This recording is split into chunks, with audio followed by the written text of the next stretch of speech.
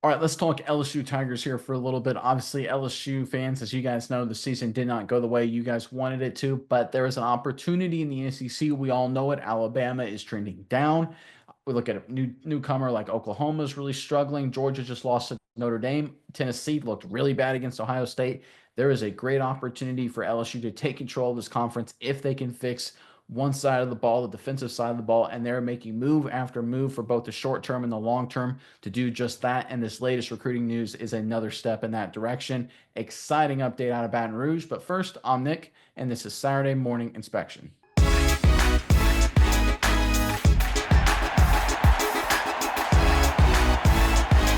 All right, the LSU Tigers have obviously, for good reason, emphasized defense this offseason, and that trend has continued. They've been making some good moves for the short term. They're also focused on the long term, making sure a strong defensive pipeline is intact. And this latest move here is a good indication of just that strategy. Well, let's pull up this tweet here, courtesy of the great Hayes Fawcett.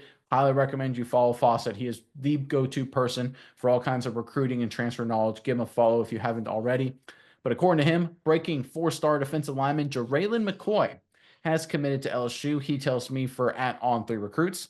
The 6'7", 245-pound defensive lineman from Tupelo, Mississippi, chose the Tigers over Tennessee, USC, and Alabama. All right, obviously LSU needs to emphasize defense. It's been that side of the ball that's let this team down the past couple of years. They've done a good job in the 2025 class, but they're also focusing on the long term, which I think is a smart strategy. Miles, I know you've got a lot of thoughts on this, but first, LSU fans in the comment section below, like the rest of the college football world, I'm sure you guys are following the college football playoff. I want to hear you guys' opinion on this. Who do you think wins this whole darn thing? Do you think Penn State pulls it off? Do you think Notre Dame surprises some people? Do you think Ohio State looks pretty good? Do you think they win it all? Or does Texas find a way to survive? Let us know who you think wins the whole darn thing, the national title. Put it in the comment section below. But Miles, what are your thoughts on this latest news out of LSU?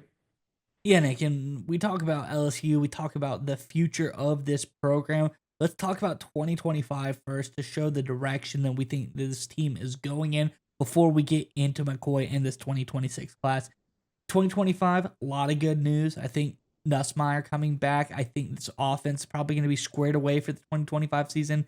LSU, traditionally, great wide receivers, great offensive skill position. I think they're going to be fine there. So, what did they do for 2025? You said it. They really needed to focus on the defense. And how did they do that? They doubled up on defensive players.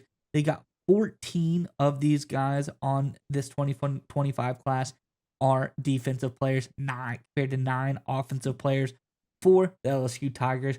Really, really just stacking up the defensive players we have here. They did a good job too. Overall ranking for them seventh in this recruiting class. In the transfer portal, they're number one in the transfer portal as well, doing a really, really great job there. 14 transfers in the transfer portal. So they're stacking talent on this team. So now, how do they keep the momentum going? They go into 2026 with that same kind of mentality. Already the number 5 class in 2026. But what are they doing again? Doubling up on the defensive side of the ball. 2 D linemen, 2 DBs, 4 guys total, to 1 receiver, 1 offensive lineman. So 4-2 in this 2026 class already. Doing something that we love. I know that this guy is from Mississippi, but he's the first one. They've really dominated the state of Louisiana, getting 5 guys out of Louisiana, 1 guy out of Mississippi thus far. So I think this is a recruiting class that is looking really, really smart, doing the things that they need to do to keep this class going forward. And I think McCoy, he's going to be a big get for this LSU squad.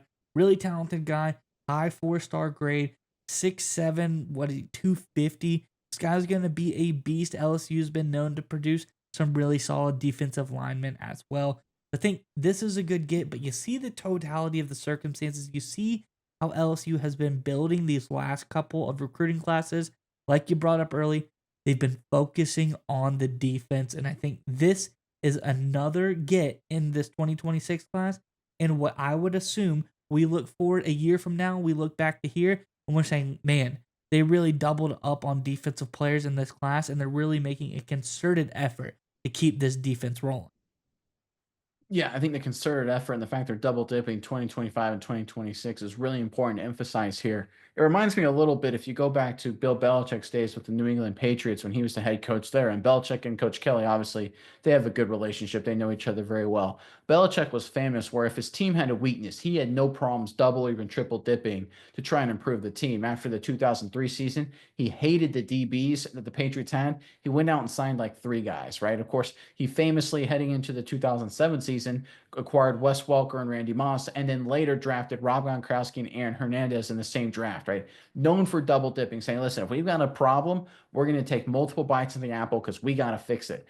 Brian Kelly's doing the same thing here. Instead of how we're double dipping in a single class, he's taking it to the next step, saying, listen, our defense has been a problem so many years, both in terms of top flight talent and overall depth. It's holding us back. We can't let that happen. It obviously was a priority to fix in the short term of 2025, but he correctly realizes that even if he addresses it just for 1 year, if they regress back to what they've been recruiting and developing after 2025, they may have one good year with a better defense and then things will dip back down again. He understands correctly so they got to continue to address year after year after year that defense is the number one priority and it's the right move to make. We know LSU just has this magical ability to just bring out the best skilled players. They are wide receiver U. They've proven it year after year with the guys they turn out in the NFL draft. It doesn't matter if LSU's undefeated. It doesn't matter if LSU has a down year. They turn out the best prospects. And I think going forward, there's no reason that should change. They need to fix the defensive side of the football. They need more talent. They need more depth. Great job with the 2025 class, both in transfers and recruiting.